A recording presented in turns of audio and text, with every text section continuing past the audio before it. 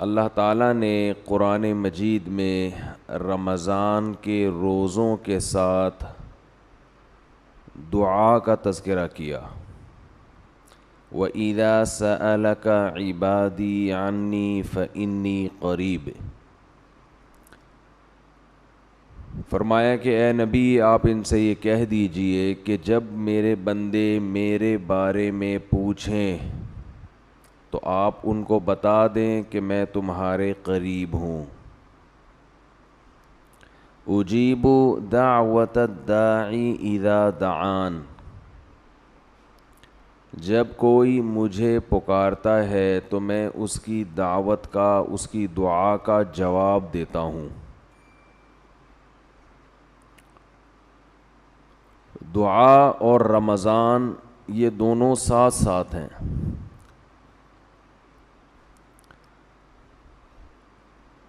جہاں اور دیگر معاملات میں ہمارے اندر کمی واقع ہوئی ہے، دین کے معاملات میں، نماز میں، روزے میں، تلاوت میں، وہیں ایک بہت بڑی عبادت ہے دعا، اس میں بھی لوگ پیچھے ہٹ گئے ہیں۔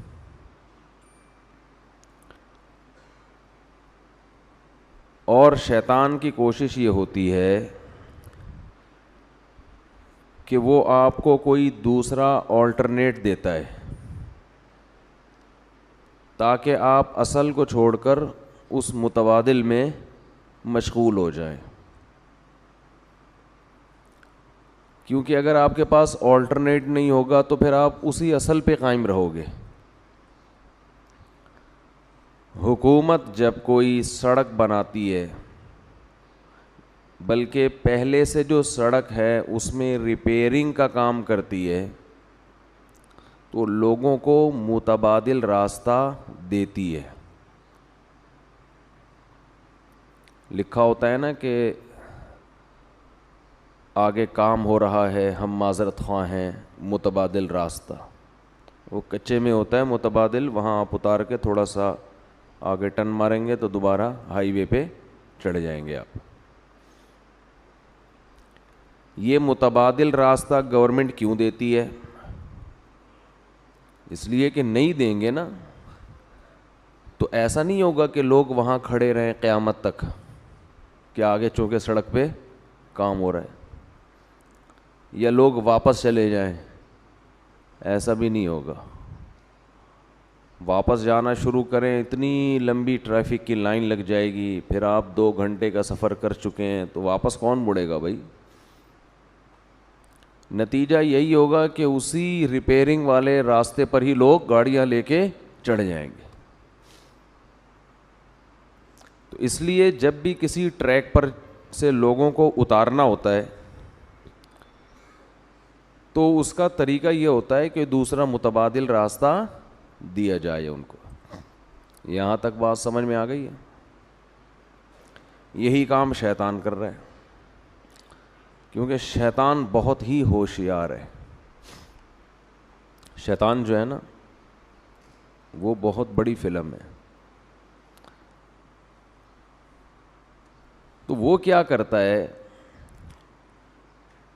کہ بے دین کو تو ایسا کرتا ہے کہ جو جائز خواہشات ہیں ان سے ہٹا کے حرام خواہشات کی طرف لے کر جاتا ہے، حالانکہ وہ خواہشات کی نوعیت ایک ہی جیسی ہوتی ہے۔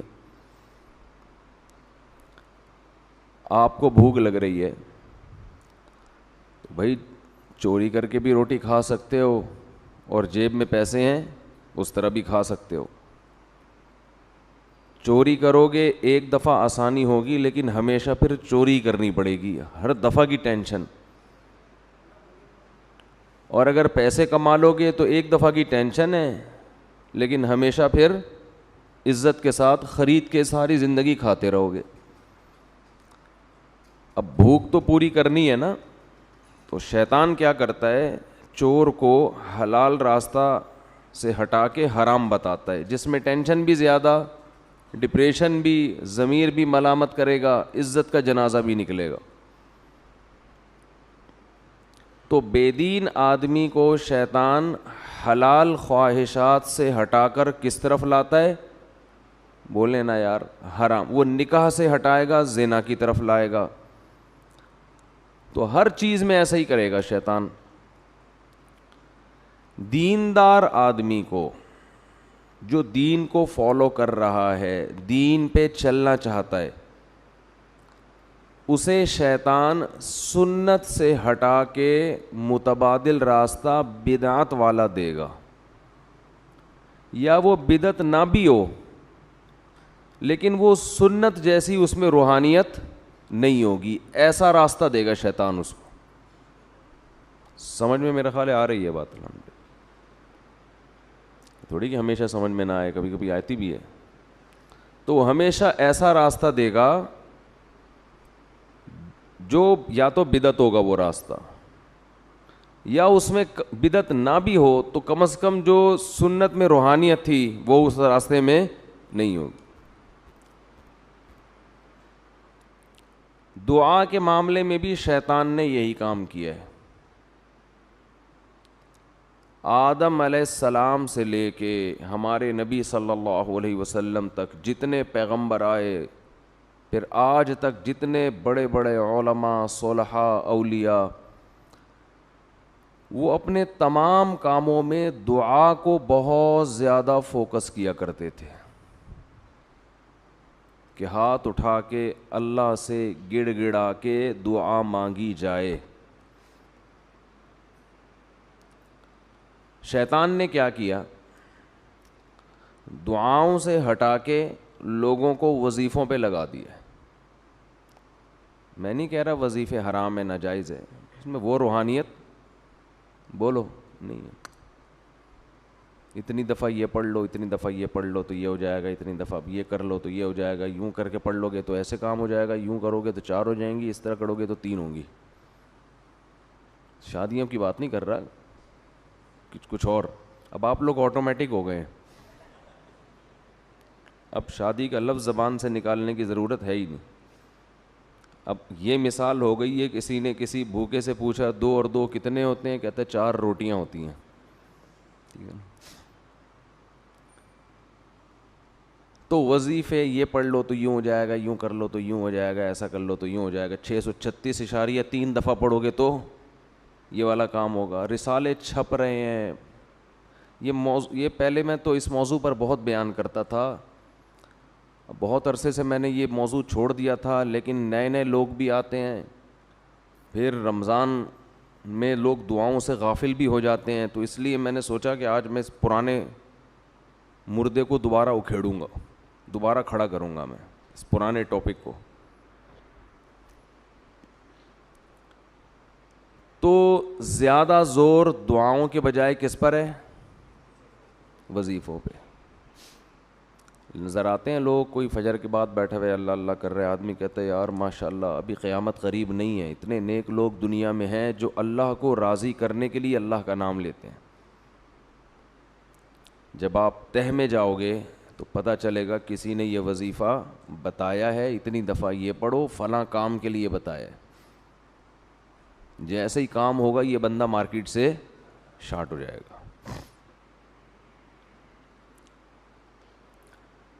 اللہ اور بندے کا جو تعلق ہے نا, اللہ یہ قائم کرنا چاہتے ہیں. اسلام کا حاصل کیا ہے, خلاصہ کیا ہے؟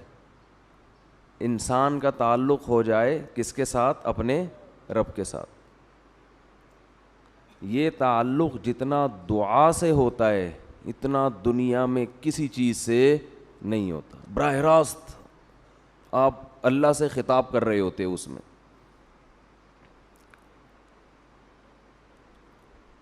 تو شیطان نے کیا کیا, دعاؤں سے ہٹا کے کس میں لگا دیا؟ وظیفوں میں. وہ بھی دعا ہی ہوتی ہے وظیفہ بھی, لیکن اس میں جذبہ دعا والا نہیں ہوتا. وہ پڑھا جاتا ہے, مانگا نہیں جاتا. کہتے ہیں کتنا وظیفہ پڑھ لیا, دعا میں یہ نہیں کہتے کتنی پڑھ لی, کتنی مانگ لی. یہ بہت بڑا فرق ہے. اور کمال کی بات ہے, قرآن و سنت میں جو پیغمبروں کی دعائیں ہیں ان کو بھی ہم نے وظیفے بنا کے پڑھنا شروع کر دیا ہے, وہ بھی مانگی نہیں جا رہی.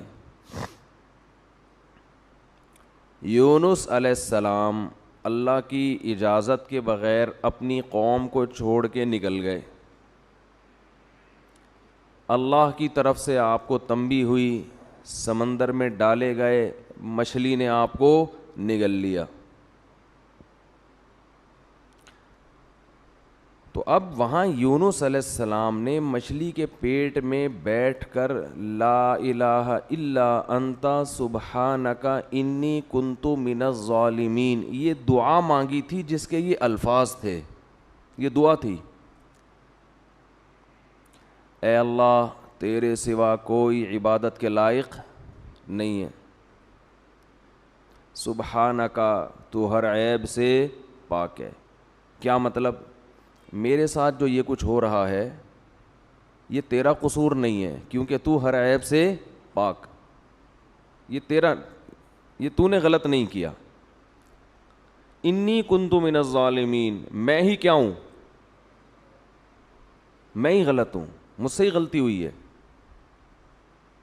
تو یہ الفاظ میں کیا کہنا چاہ رہے ہیں کہ میری غلطی کو معاف کر دے, یعنی بزبان حال یہ میسج تھا نا, یہ چھپی ہوئی دعا ہے اس کے اندر کہ اے اللہ تو ہر عیب سے پاک ہے, تو نے ظلم نہیں کیا, غلطی کس کی ہے, میری ہے, میں اپنی غلطی کا اعتراف کرتا ہوں. کیا مطلب؟ مجھے اس مصیبت سے نکال دے. فاستجبنا لہ فاستجاب لہ فنجیناہ من الغم, ہم نے دعا کو قبول کیا اور ان کو اس غم سے نکالا ہے ہم نے. ہونا یہ چاہیے کہ ہمیں جب کوئی غم ہو تو ہم بھی یہ دعا مانگیں جو یونس علیہ السلام نے مانگی تھی, اے اللہ یہ جو مجھ پر مصیبت آئی ہے تیرا قصور نہیں ہے, میں خطاوار ہوں. یہی دعا پڑھنی چاہیے نا, مانگنی چاہیے. اب دیکھو میرے منہ سے بھی پڑھ نہیں نکل رہا ہے, لیکن ہم یہ دعا جو ہے نا لا الہ الا انت والی, یہ دعا مانگتے نہیں ہیں بلکہ پڑھتے ہیں 101 دفعہ, 1,00,000 دفعہ, 345 دفعہ. سمجھ میں آ رہی ہے بات؟ یہ مانگی نہیں جاتی بلکہ کیا کی جاتی ہے, پڑھی جاتی ہے. جب پڑھی جاتی ہے تو مخصوص دانوں پہ ایک خاص مقدار کو مکمل کرنا ہوتا ہے. اس میں یہ جذبہ ہی نہیں ہوتا کہ مجھ سے کوئی غلطی ہوئی ہے, تجھ سے نہیں ہوئی ہے, مجھ سے ہوئی ہے, میں اس غلطی کی تلافی کرتا ہوں, آئندہ نہیں کروں گا. ایسا کسی کی کھوپڑی میں تصور بھی, بول دے کیوں نہیں بھائی, نہیں ہوتا. تو قرآن اس سے آپ کو اس دعا کے ذریعے جو بتانا چاہ رہا ہے, جو ذہن بنانا چاہ رہا ہے, جو سوچ آپ کے ذہن میں اتارنا چاہ رہا ہے, وہ سوچ بنتی نہیں ہے. سمجھتے ہو کہ نہیں سمجھتے؟ ہاں جلیبیاں مل جائیں گی اس کے بعد آپ کو, کیونکہ ہم بچپن میں یہ وظیفہ پڑھنے مسجد میں جایا کرتے تھے, ورد ہوتا تھا آیت کریمہ کا 5 لاکھ بار اور پتہ نہیں 2 لاکھ بار. تو وہ دانے لا کے بوریوں کے بوری مسجد میں بچھائی جاتی تھیں, تو اعلان ہوتا تھا تو سارے محلے کے بچے مسجد میں ہم سمیت پہنچ جایا کرتے تھے. اس کے بعد جو گرم گرم جلیبیاں ملتی تھیں ان کی لذت اب تک زبان پہ محسوس ہوتی ہے. وہ جلیبیوں کا مزہ اب کہیں بھی نہیں آیا, ایسی گرم پتہ نہیں کہاں سے بنوا کے لا, مزہ بہت آتا تھا. جلیبی اگر گرم گرم ہو نا تو اس کا اپنا ہی مزہ ہے, کھا لیا کریں کبھی اپنے خرچے پہ. گوروں کو یہ سہولتیں ان کو کیا پتہ ہے یار, دودھ جلیبی کیا ہوتی ہے, جلیبی کیا, تو پیزا بس برگر 2-4 چیزیں ہی ہیں. کھانے کے جو چٹخارے ہندوستانیوں نے لیے ہیں نا, ہندوستانی اور پاکستانی, یہ چٹخارے آپ کو دنیا میں کہیں نظر نہیں آئیں گے. اور اب گورے بھی انہی کھانوں کے عادی ہو رہے ہیں. جب سے پاکستانی لوگ دنیا میں گئے ہیں نا, انڈین پاکستانی, تو گوروں کو بھی انہوں نے انہی چٹخاروں کا عادی بنا دیا. تو خیر, تو یونس علیہ السلام نے فنادا فی الظلمات, رات کے اندھیروں میں اللہ کو پکارا, سمندر کے اندھیرا, مچھلی کا پیٹ کا اندھیرا. زکریا علیہ السلام کو اولاد نہیں ملی, بیوی بوڑھی ہو گئی, خود بھی بوڑھے ہو گئے, ساری زندگی اللہ سے دعا مانگتے رہے, اولاد دے دے, اولاد دے دے, اولاد دے دے. رب لا تذرنی فردا وانت خیر الوارثین, اے اللہ مجھے اکیلا مت چھوڑ, مجھے تنہا مت چھوڑ, مجھے اولاد چاہیے. فاستجبنا لہ, قرآن کہتا ہے ہم نے آپ کی دعا کو قبول کیا. آج جس کی اولاد نہیں ہوتی وہ یہ دعا مانگتا نہیں ہے بلکہ 101 دفعہ پڑھتا ہے. سمجھ میں آ رہی ہے بات؟ تو اللہ سے دعا کا تعلق قائم کرنا چاہیے ہمیں. سب سے مضبوط بندے اور اللہ کا جو ریلیشن ہے نا, یہ دعا کے علاوہ کسی چیز سے نہیں بنتا. لیکن جو کام سب سے مقدس ہوتا ہے اس شیطان رکاوٹ بھی سب سے زیادہ بولو اسی میں ڈالتا ہے. شیطان آپ کو کسی عبادت سے اتنا نہیں روکے گا جتنا آپ کو دعا مانگنے سے روکے گا. آپ حیران ہوں گے کہ میں کیسی باتیں کر رہا ہوں. شیطان تو دعا مانگنے سے بالکل نہیں روکتا. ہاتھ اٹھاؤ, دعا مانگو, یوں کرو, صلی اللہ تعالیٰ علی خیر خلقی برحمتک یا ارحم الراحمین, پتلی گلی سے نکل لو. صبح شام 25 دفعہ مانگ رہے ہیں, مسجدوں میں بھی مانگتے ہیں, امام 27ویں رات میں بھی ہوتا ہے, اور ہول سیل کے حساب سے دعائیں چل رہی ہیں. اور ہم کہہ رہے ہیں کہ شیطان آپ کو جتنا دعا سے روکے گا اتنا کسی اور کام سے. شیطان کیا کرتا ہے, دعاؤں سے ہٹا کے کہاں لگا دیا, وظیفہ, یہ پڑھ لو اتنی دفعہ, یہ پڑھ لو, یہ پڑھ لو. ہاں تو میں یہ کر رہا تھا کہ جتنا دعا سے اللہ کا قرب ملتا ہے, تعلق بنتا ہے, اتنا کسی اور عبادت سے نہیں بنتا. تو شیطان سب سے زیادہ رکاوٹ جو ڈالتا ہے نا وہ دعا میں ڈالتا ہے. دعا نہیں مانگنے دو اس کو. تو میں کہہ رہا تھا آپ کہیں گے کہ اتنے تو مانگی جاتی ہیں دعائیں صبح و شام. اصل میں یہی مسئلہ ہے, مانگی نہیں جا رہی, پڑھی جا رہی ہیں. مانگی بولو نہیں جا رہی, پڑھی جا رہی ہیں. مانگنے کا اسٹائل وہ ہوتا ہے جو بھیکاری آپ سے جب بھیک مانگتا ہے. دیکھو نا مسجدوں میں کیسے کھڑے ہو کے مانگ رہے ہوتے ہیں, کیسی پہلے تمہید باندھتا ہے. وہ تمام حضرات سے گزارش ہے 2 منٹ کے لیے میری بات سن لیں. سب کو اپنی طرف متوجہ کرے گا, پھر رونا شروع کر دے گا. حالانکہ زیادہ تر فراڈ ہی ہوتا ہے اس میں. تو فراڈ اتنا اچھا ہے تو سچی مچی کا جب بھیکاری ہوگا وہ کیسا ہوگا آپ خود اندازہ لگاؤ. جب فراڈی اس اسٹائل سے مانگتے ہیں کہ آدمی کو لگتا ہے یہ بالکل حقیقت میں مستحق ہے, تو جو واقعی مستحق ہے اس کا اسٹائل کیسا ہوگا. یہ جو اکثر بھیکاری ہوتے ہیں نا, میں نہیں کہہ رہا 100%, اکثر ان میں فراڈی ہوتے ہیں. اکثر کیا ہوتے ہیں, اور رمضان میں تو پورا ایک ٹولے آتے ہیں ان کے, ٹھیکے دیے جاتے ہیں تو اس محلے سے, اور ان کے علاقے بکتے ہیں, چوک بکتے ہیں. یہ جو کیا کہتے ہیں اس کو یار, راؤنڈ اباؤٹ جو ہوتے ہیں نا اکثر, چورنگیاں, یہ بکتی ہیں بھکاریوں کی. لیکن آپ مانگنے کا اسٹائل دیکھو بھکاری کا. وہ یہ نہیں کہے گا آپ کے منہ پہ آ کے لا الہ الا انت سبحانک انی کنت من الظالمین, چھو, یہ نہیں کرے گا. وہ اس کی روح کو سمجھتا ہے, لا الہ الا انت سبحانک. وہ ایسا آپ کو روئے گا. وہ تو ہم اتنے بھکاری فراڈی دیکھ دیکھ کے اب اثر ہم پہ ختم ہو گیا ہے نا ٹھیک ہے نا. لیکن وہ مانگنے میں کمی نہیں کرتا. وہ ایسے اسٹائل سے مانگے گا کہ آپ کا دل چاہے گا کچھ نہ کچھ تو دو اس کو. ہمارے ایک دوست نے اپنا واقعہ سنایا. وہ بھکاریوں کو دیتے نہیں تھے. کہہ رہے میں گاڑی میں جا رہا ہوں, کہیں سگنل پہ گاڑی رکی ہے تو ایک بھکاری آ گیا میرے پیچھے, یار دے دو بھائی, کچھ تو دے دو یار, اللہ کا واسطہ. میں نے کہہ رہا اس کو ہٹایا, وہ اتنا چپک گیا کہ میں نے 50 روپے نکالے, یہ یار جان چھوڑ میری. لیکن وہ کہتا ہے مجھے اس سے ایک عبرت ہوئی. وہ کہتے ہیں مجھ سے ایک گناہ ہو گیا تھا، تو اسی دن میں نے اس گناہ سے توبہ کی، اور توبہ میں اللہ کو یہ کہا کہ اللہ میں معافی کا مستحق نہیں ہوں، کیونکہ میں پہلے بھی توبہ کر چکا ہوں، بار بار توڑ رہا ہوں، مستحق نہیں ہوں. لیکن کہہ رہے میں نے اتنی دیر دعا مانگی، میں نے کہا اے اللہ وہ بیکاری مستحق نہیں تھا، جان چھڑانے کے لیے میں نے اس کو 50 روپے پکڑا دیے. تو مجھ سے زیادہ سخی ہے، تو بھی کہ یہ کب سے مانگ رہا ہے، کب سے پیچھے پڑا ہوا ہے، چل معاف کیا جا.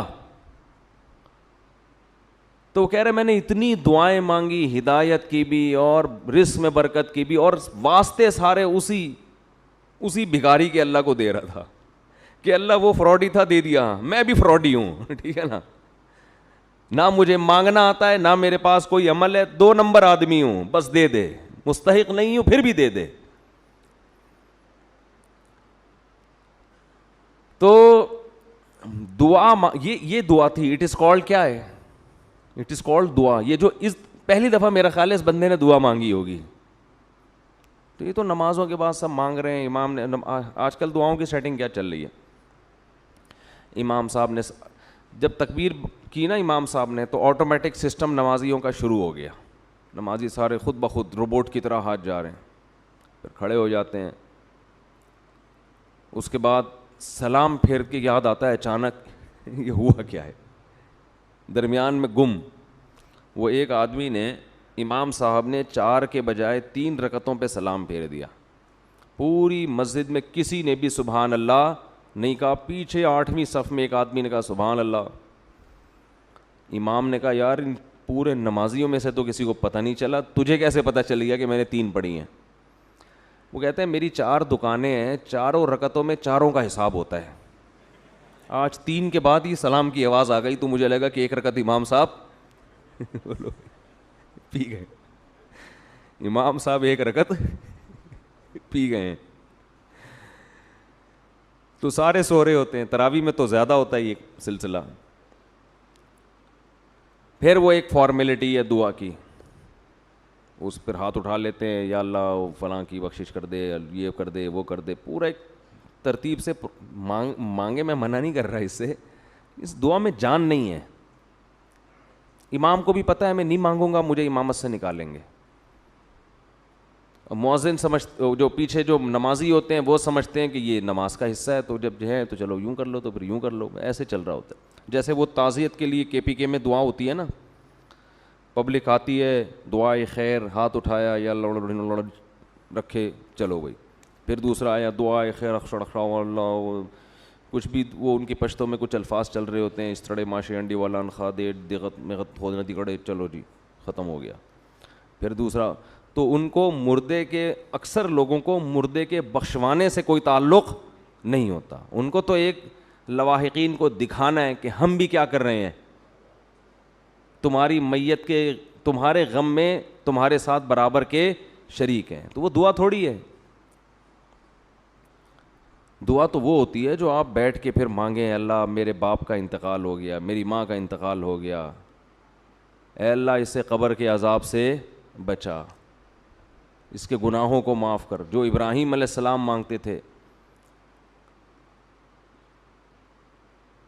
تو شیطان یہاں سب سے زیادہ رکاوٹ ڈالتا ہے. ایک رکاوٹ تو ایسے کہ وہ وظیفے لے آیا، آپ کو دعا سے ہٹا کے کہاں لے گیا؟ وظیفوں کی طرف. اب آپ سارا اس کو فوکس کر رہے ہیں. دوسرا کام شیطان یہ کرتا ہے کہ وہ دل جمعی سے دعا نہیں مانگنے دیتا.